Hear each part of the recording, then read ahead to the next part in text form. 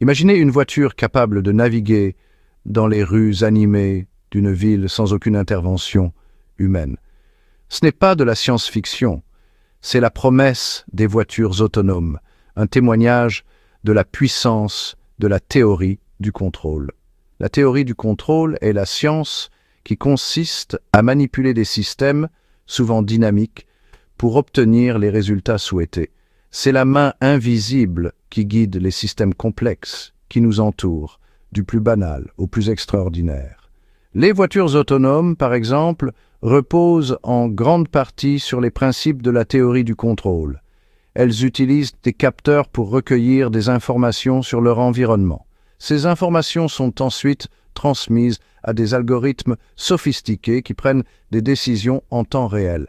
Ces algorithmes, fondés sur la théorie du contrôle, permettent à la voiture d'accélérer, de freiner et de diriger avec précision, garantissant un trajet sûr et efficace.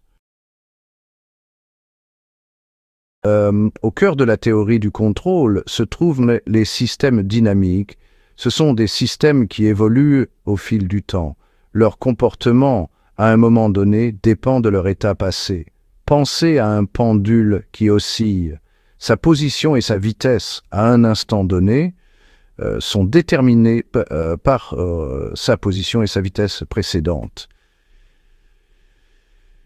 Pour décrire ces systèmes mathématiquement, nous utilisons des variables. Celles-ci sont appelées variables d'état. Les variables d'état capturent les caractéristiques essentielles du système. Dans le cas du pendule, les variables d'état sont son angle et sa vitesse angulaire. Ces variables nous disent tout ce que nous devons savoir sur l'état actuel du pendule. Pour influencer un système dynamique, nous introduisons des variables de contrôle.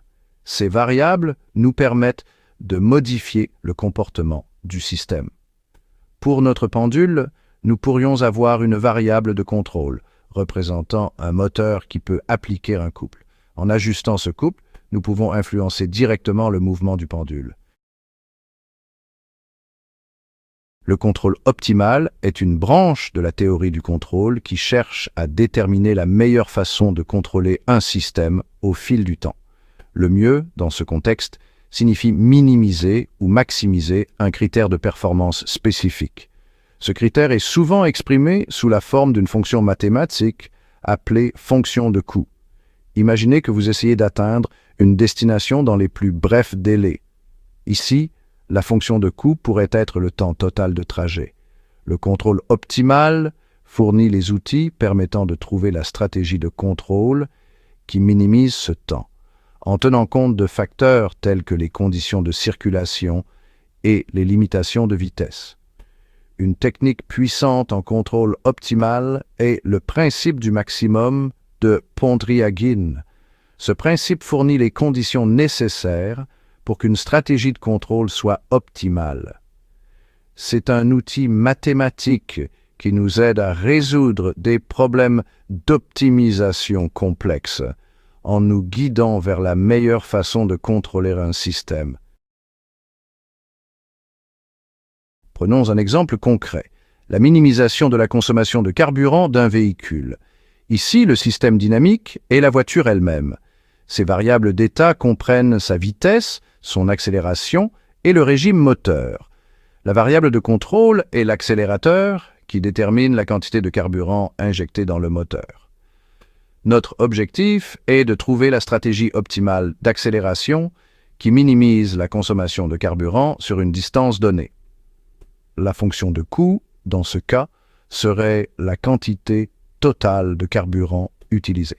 Les techniques de contrôle optimales, telles que le principe du maximum de Pontryagin, peuvent être appliquées pour déterminer la manière la plus économe en carburant de conduire la voiture, en tenant compte de facteurs tels que les conditions routières et la densité du trafic. Section 5. Les systèmes à retour d'information. Maintenir la stabilité. Le retour d'information, aussi appelé feedback, est un concept fondamental de la théorie du contrôle.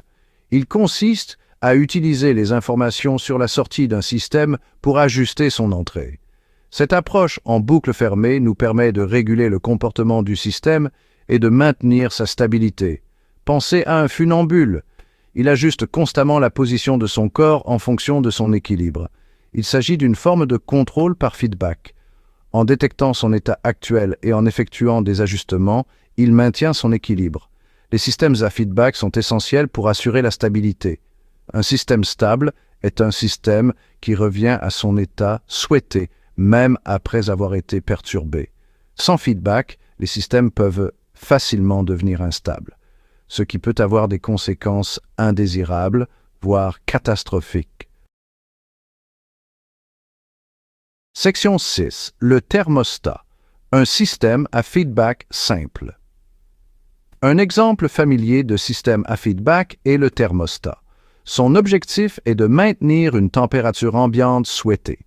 Le thermostat mesure en permanence la température réelle de la pièce à l'aide d'un capteur.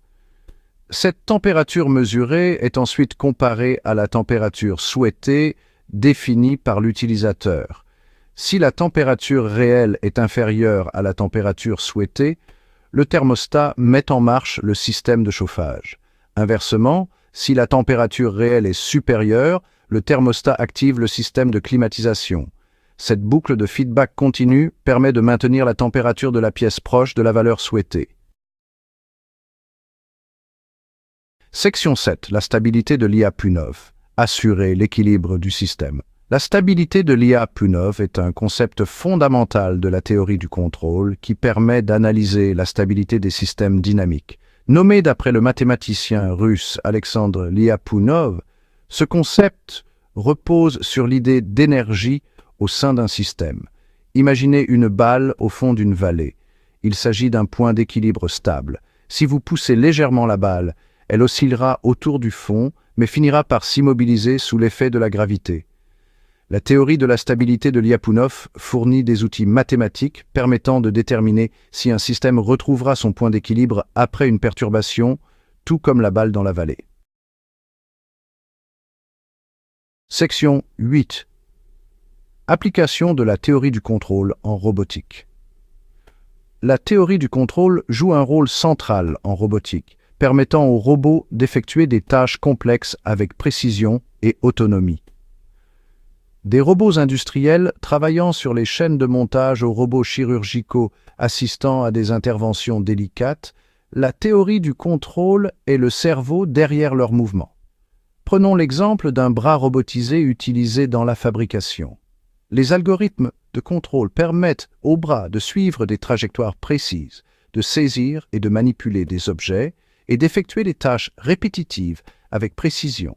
Ces algorithmes utilisent le feedback des capteurs pour surveiller la position et la vitesse du bras, garantissant ainsi des mouvements fluides et efficaces.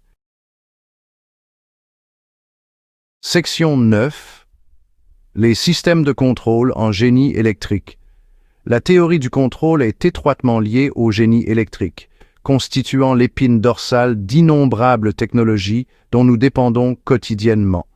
Les réseaux électriques, les réseaux de communication et les appareils électroniques reposent tous fortement sur des systèmes de contrôle.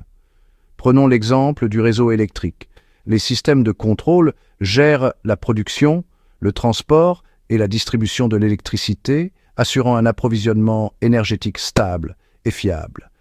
Ces systèmes surveillent en permanence l'état du réseau, ajustant les flux de puissance et les niveaux de tension afin de prévenir les pannes et d'assurer une distribution d'énergie efficace.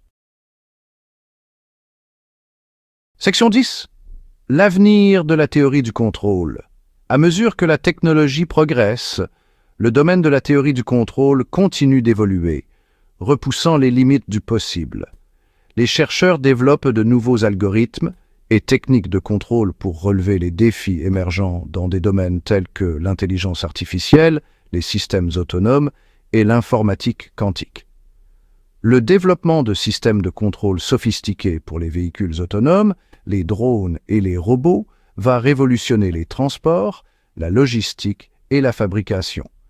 La théorie du contrôle jouera également un rôle crucial dans le développement de réseaux électriques intelligents, permettant une gestion efficace de l'énergie et l'intégration de sources d'énergie renouvelables.